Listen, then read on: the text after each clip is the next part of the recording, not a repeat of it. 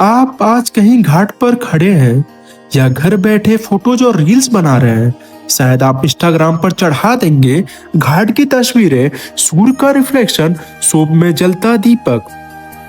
लेकिन एक सवाल पूछूं, क्या आपको वाकई पता है कि छठ क्यों मनाई जाती है? क्यों इतनी कठिन, इतनी तपपूर्ण, फिर भी सबसे प्यारी पूजा मानी जाती है? 4 रातें, 36 घंटे का निर्जर व्रत, बिना पानी तक के।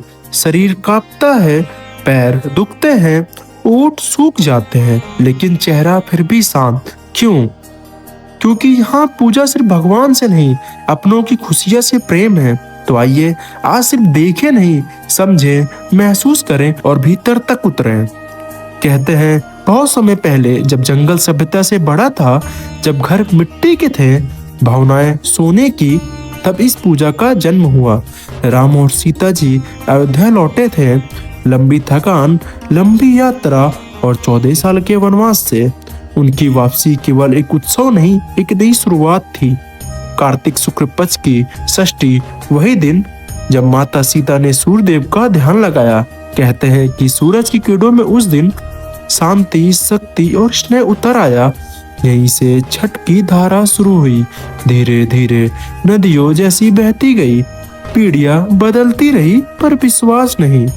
उधर महाभारत के समय जब द्रौपदी अकेली पड़ गई थी, राज टूट रहा था, मन भयभीत था, तब भी उन्होंने सूर्य की ओर देखा।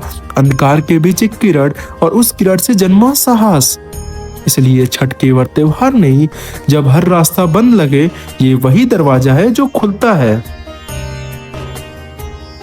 हमने इसे पूजा समझा, लेकिन ये पूजा से आगे एक डिसिप्लिन है।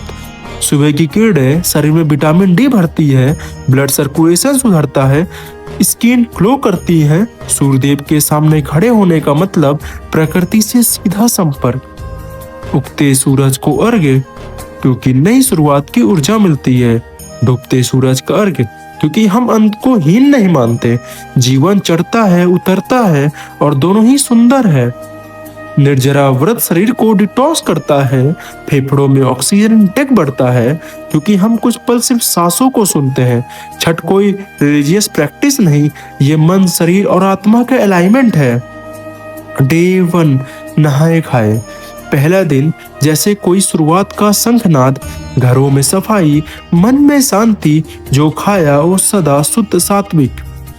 ये व्रत वहीं से नहीं शुरू होता जब हम उपवास करते हैं, ये शुरू होता है जब हम मन को साफ करते हैं।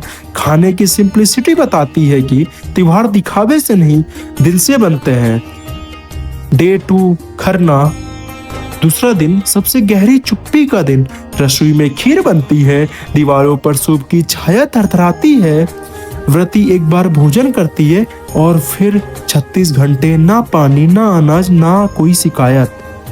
किसी ने कभी सोचा है ये शक्ति कहाँ से आती होगी?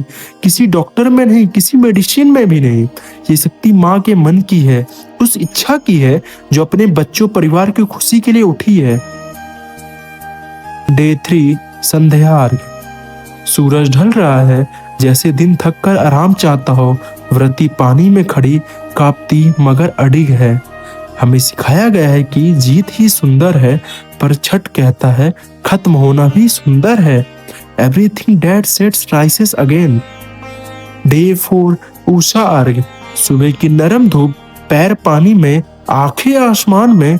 ये दृश्य केवल आंखें नहीं, दिल याद रखता है। सूप में रखे गन्ने, ठेकुए, नारियल, ये सिर्फ प्रसाद नहीं, परिवार की हर दुआ का रूप है। अंतिम अर्घ देते समय सूर्य सिर्फ भगवान नहीं, एक लिसनर होता है।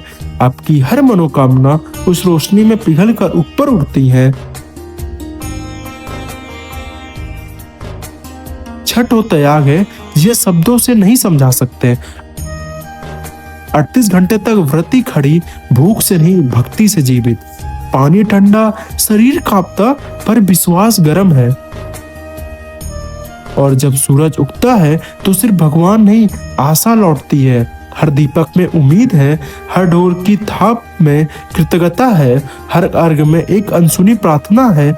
छठ हमें सिखाता है कि जिंदगी मुश्किल हो सकती है, लेकिन आस्था मुश्किल नहीं होने देती, क्योंकि छठ पूजा शरीर से नहीं दिल की शक्ति से होती है। जय छठी मैया।